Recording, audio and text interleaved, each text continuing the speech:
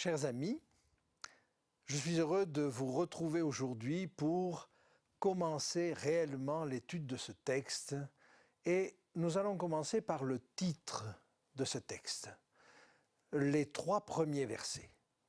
Et je vais vous inviter simplement à lire ces 3 premiers versets et puis nous verrons déjà ce que nous pouvons tirer de ces versets-là. Lisons ensemble. Apocalypse chapitre 1, versets 1 à 3. Révélation de Jésus-Christ que Dieu lui a donnée pour montrer à ses serviteurs les choses qui doivent arriver bientôt et qu'il a fait connaître par l'envoi de son ange à son serviteur Jean, lequel a attesté la parole de Dieu et le témoignage de Jésus-Christ, tout ce qu'il a vu. Heureux celui qui lit et ceux qui entendent les paroles de la prophétie et qui gardent les choses qui y sont écrites, car le temps est proche. Révélation de Jésus-Christ. Déjà, ces premiers mots peuvent être compris de plusieurs manières différentes, mais révélation, c'est tiré du grec apocalypsis. Alors, apo veut dire enlever, ôter, et calypsis évoque un voile. Et il s'agit donc d'ôter un voile, de dévoiler. Et c'est pourquoi on parle de révélation. Et vous comprenez ainsi que si ce texte est une révélation, il n'est pas caché, il est au contraire pour nous dire des choses. Et on considère très curieusement que c'est un des textes les plus compliqués de la parole de Dieu. Mais c'est une révélation. Alors c'est la révélation de Jésus-Christ. Mais cette révélation de Jésus-Christ peut être comprise de plusieurs manières différentes. C'est une révélation qui vient de Jésus-Christ, ou alors c'est une révélation qui est au sujet de Jésus-Christ. Dans le contexte qui nous occupe aujourd'hui, c'est une révélation qui est transmise par Jésus-Christ. Et en effet, il y a là quelque chose qui doit nous faire comprendre que c'est toute une chaîne qui va se dérouler sous nos yeux. Nous allons en parler. Avant cela, j'aimerais vous montrer un texte qui se trouve dans l'Ancien Testament, dans le livre du prophète Amos, au chapitre 3 et au verset 7. Le Seigneur l'Éternel ne fait rien sans avoir révélé son secret à ses serviteurs les prophètes. Le lion rugit, qui ne serait effrayé? Le Seigneur l'Éternel parle, qui ne prophétiserait? Il y a donc là, si vous voulez, l'objectif pour Dieu de ne rien faire sans en avertir son peuple. Et il est donc bon que ce peuple soit ainsi averti. Alors il est averti de quoi? Eh bien, il est averti des événements qui doivent arriver, et le texte nous dit qu'ils doivent arriver bientôt. Et jusqu'à la fin du livre, nous avons cette idée que ces choses doivent arriver bientôt. En grec, entakei, on pourrait dire en vitesse, rapidement. Alors, ça a été écrit il y a 2000 ans. Et on peut se dire qu'il y a là quand même une vitesse relativement ralentie. Mais peut-être nous faut-il considérer les choses autrement. Il faut peut-être voir que quand les événements de la fin vont arriver, alors ils vont se succéder rapidement, en vitesse.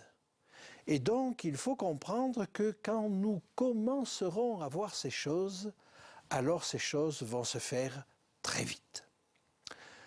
Je vais prendre maintenant dans ce texte encore un autre aspect des choses qui doivent arriver bientôt et qu'il a fait connaître par l'envoi de son ange à son serviteur Jean.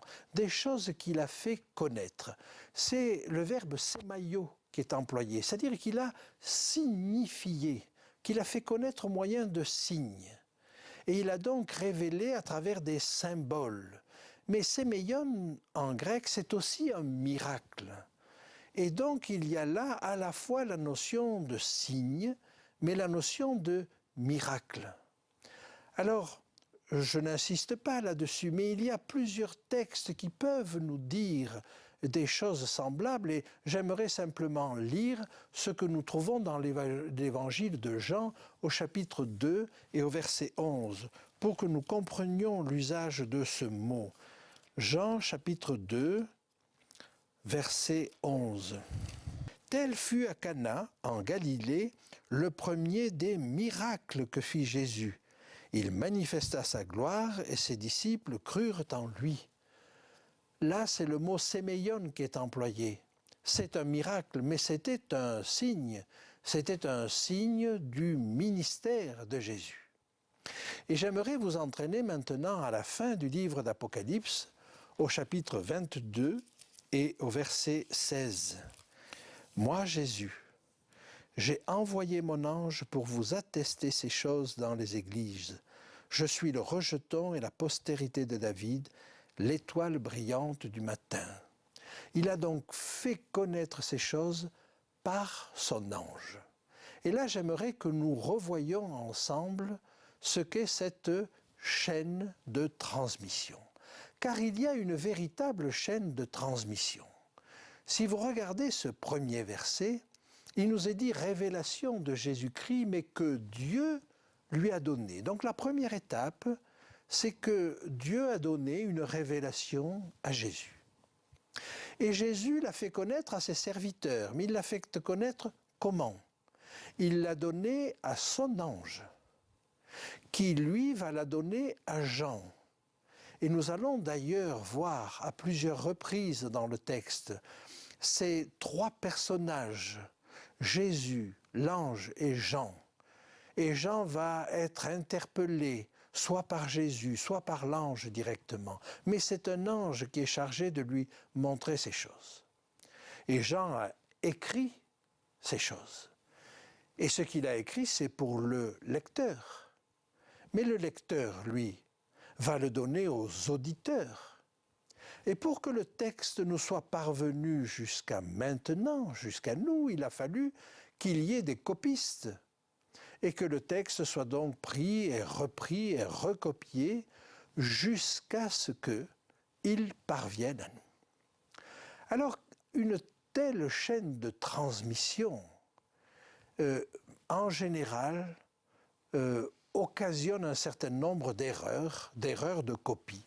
Vous connaissez bien le jeu du téléphone, qui consiste à dire à son voisin à voix basse une phrase qu'il va lui-même redonner à son voisin et encore à son voisin. Et puis, quand la phrase a fait le tour du cercle, elle n'est plus du tout la même.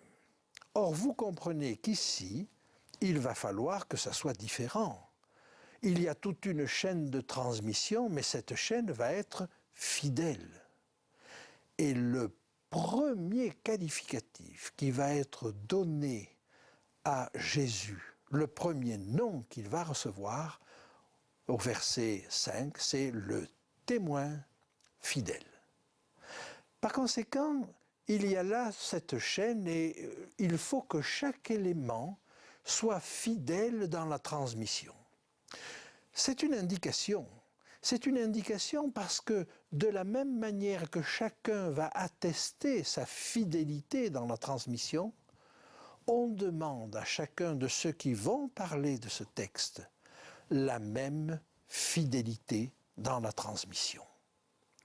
Alors, révélation de Jésus-Christ que Dieu lui a donnée. Dieu la donne à Jésus, qui la donne à l'ange, qui la donne à Jean, qui la donne parce qu'il écrit aux lecteurs, qui la donne aux auditeurs, et d'auditeur en auditeur jusqu'à la dernière génération. J'aimerais vous lire à cet égard, tout à fait à la fin du livre, une idée comparable que vous allez trouver au chapitre 22 et au verset 17. « Et l'Esprit et l'épouse disent « Viens ». Et que celui qui entend dise « Viens ». Et que celui qui a soif vienne. Et que celui qui veut prenne de l'eau de la vie gratuitement. Ainsi, nous pouvons comprendre pourquoi ces choses-là nous sont détaillées de la part des premiers maillons de la chaîne. Maintenant, j'aimerais que nous abordions le verset 2. Lisons ensemble ce que nous dit ce verset 2. Lequel, donc Jean, a attesté la parole de Dieu et le témoignage de Jésus, tout ce qu'il a vu. Jean va attester ce qu'il a vu. Évidemment, ça rentre dans le cadre général de toutes les attestations que nous allons voir dans ce texte. Et aucun texte biblique, à ma connaissance, n'a reçu autant de certification d'authenticité. Ce que nous voyons là de la part de Jean, nous allons le retrouver de la part des différents maillons, c'est-à-dire de Jésus et de l'ange, jusqu'à la fin du texte d'Apocalypse. Je vous invite à retourner au chapitre 22 et à regarder à partir du verset 6. Apocalypse 22, verset 6. « Et il me dit, ces paroles sont certaines et véritables. » C'est l'ange qui parle. « Ces paroles sont certaines et véritables. » Et le Seigneur, le Dieu des esprits des prophètes, a envoyé son ange pour montrer à ses serviteurs les choses qui doivent arriver bientôt. Ce sont les mêmes paroles, mais là c'est l'ange qui l'atteste. Jean, de nouveau à la fin du passage, va attester également la véracité de ce qu'il dit. Verset 8, « C'est moi, Jean, qui ai entendu et vu ces choses, et quand j'eus entendu et vu, je tombai aux pieds de l'ange qui me les montrait pour l'adorer. » Jésus lui-même, à plusieurs reprises, va attester également la véracité de ces choses, et non seulement la véracité de ces choses, mais le fait que c'est lui qui a envoyé son ange. Regardons ce qu'il dit au verset 16. « Moi, Jésus, j'ai envoyé mon ange pour vous attester ces choses dans les églises. Je suis le rejeton et la postérité de David, l'étoile brillante du matin. » Plus encore qu'une attestation, il y a une menace tout à fait à la fin du livre, les versets 18 et 19 du chapitre 22, qui nous montrent à quel point Dieu ne plaisante pas avec ces choses-là. Lisons ensemble. « Je le déclare à quiconque entend les paroles de la prophétie de ce livre. Si quelqu'un y ajoute quelque chose, Dieu le frappera des fléaux décrits dans ce livre.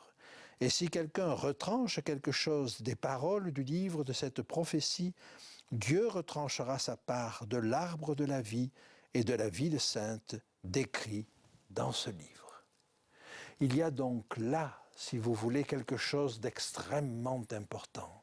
Dieu tient beaucoup à ce texte-là. Dieu tient beaucoup à la précision, à chaque mot. Et je peux vous dire par expérience que chaque mot a sa place. Non seulement il a son sens, mais il a sa place, il a ses relations. Il est placé à tel endroit parce qu'il a du sens à cet endroit-là. Au point que je ne me pose plus la question simplement « qu'est-ce que cela veut dire ?» mais je me pose la question « pourquoi cette chose-là est dite à cet endroit-là ?» Et le fait qu'elle soit dite à cet endroit-là a du sens. Jean va attester deux choses, la parole de Dieu et le témoignage de Jésus. La parole de Dieu, on peut le comprendre. Le témoignage de Jésus, on peut aussi le comprendre et à plusieurs sens. Le premier sens qu'on peut lui donner, c'est qu'il ne fait que témoigner de ce qu'il a reçu du Père. Donc, on retomberait sur quelque chose d'à peu près semblable. C'est la parole de Dieu et c'est le témoignage de Jésus qui a reçu la parole de Dieu. Mais le livre d'Apocalypse va encore donner un autre sens à cela. Et je vous invite à regarder au chapitre 19, le verset 10. Et il nous est dit ceci. Je tombai à ses pieds pour l'adorer et il me dit « Garde-toi de le faire. Je suis ton compagnon de service et celui de tes frères qui ont le témoignage de Jésus. Adore Dieu, car le témoignage de Jésus est l'esprit de la prophétie. » Et là, une définition nous est donnée du témoignage de Jésus. C'est l'esprit de la prophétie. Jean va commettre la même erreur 2 fois. Il va s'agenouiller une 2e fois devant l'ange. Et l'ange va lui dire « Non, ne t'agenouille pas devant moi, adore Dieu seul. » Et il va lui répondre, toujours avec douceur, mais il va lui répondre en lui donnant une précision supplémentaire en Apocalypse 22. Et je vous invite à regarder ce texte en Apocalypse 22. Il lui dit « Garde-toi de le faire. Je suis ton compagnon de service et celui de tes frères les prophètes et de ceux qui gardent les paroles de ce livre. Adore Dieu. Je suis ton compagnon de service et celui de tes frères les prophètes. » Alors que la première fois, il avait dit « Je suis ton compagnon de service et de ceux qui ont le témoignage de Jésus. » Par conséquent, le fait d'avoir le témoignage de Jésus est équivalent au fait d'être prophète.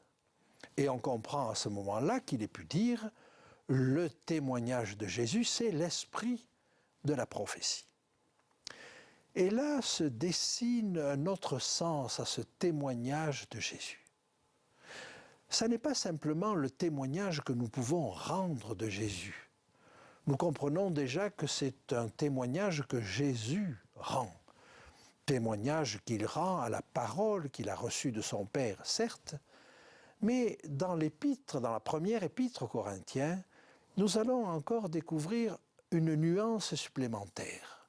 Première épître aux Corinthiens, chapitre 1er, « Car en lui vous avez été comblés de toutes les richesses qui concernent la parole et la connaissance. Le témoignage de Christ ayant été solidement établi parmi vous, de sorte qu'il ne vous manque aucun don, dans l'attente où vous êtes de la manifestation de notre Seigneur Jésus-Christ. Il vous affermira ainsi jusqu'à la fin, pour que vous soyez irréprochables au jour de notre Seigneur Jésus-Christ. Dieu est fidèle, lui qui vous a appelé à la communion de son Fils Jésus-Christ, notre Seigneur. » Ainsi, ce texte nous dit « Le témoignage de Jésus ayant été solidement établi parmi vous, de sorte qu'il ne vous manque aucun don. » Eh bien, les dons que Jésus donne à son peuple, c'est son témoignage. Il témoigne ainsi de son Église. Alors, il nous reste encore à étudier ce texte. Heureux celui qui lit et ceux qui entendent les paroles de la prophétie et qui gardent les choses qui y sont écrites. J'aimerais vous dire, avec une profonde conviction, que ce texte s'est révélé vrai pour moi. Ce texte m'a apporté du bonheur. Ce texte m'a soutenu dans les moments les plus difficiles de ma vie. Et je peux vous dire que ce texte continue à être pour moi une source de bonheur, une source de découverte. J'aimerais qu'il en soit de même pour vous. Cette même béatitude est reprise en Apocalypse 22, 7 à la fin. Mais j'aimerais vous souligner autre chose. Il est question de ceux qui gardent, non pas seulement de ceux qui lisent, de ceux qui écoutent, mais de ceux qui gardent les choses qui y sont écrites. Ah, laissez-moi vous dire ce qui est arrivé à Marie. On va le lire dans l'évangile de Luc au chapitre 2 et au verset 19. Marie gardait toutes ces choses et les repassait dans son cœur. Peut-être peut-on lire un peu avant, tous ceux qui les entendirent furent dans l'étonnement de ce que leur disaient les bergers. Marie va recevoir des informations extraordinaires à la naissance de Jésus. Elle va recevoir des informations de la part des bergers. Elle va recevoir des paroles étonnantes de la part du prophète Siméon ou de la prophétesse Anne. Et évidemment, elle n'avait qu'un bébé. Oh, elle savait bien que ce bébé était venu de manière extraordinaire. Mais elle entendait des choses merveilleuses. Est-ce qu'elle les comprenait toutes? Certainement pas, mais elle les gardait dans son cœur. Et le moment venu, quand ces choses se sont produites, alors elle a compris ce que cela voulait dire. Eh bien, de la même manière, le texte nous invite à garder ces choses dans notre cœur. Oh, il est probable que vous ne comprendrez pas tout. Et je n'ai pas tout compris encore. Mais ce que je peux dire, c'est que ces choses, je les garde dans mon cœur. Et récemment encore, des événements importants sont venus trouver leur place dans la prophétie, place qu'ils n'avaient pas trouvée jusque-là. Gardez ces choses dans son cœur, gardez les choses qui y sont écrites, car le temps est proche. Alors, est-ce que je peux me permettre de vous dire, non seulement il y a du bonheur à étudier ce texte, mais vous ne serez pas déçus de garder ces choses dans votre cœur, car maintenant, les événements vont vite, chacun le sent.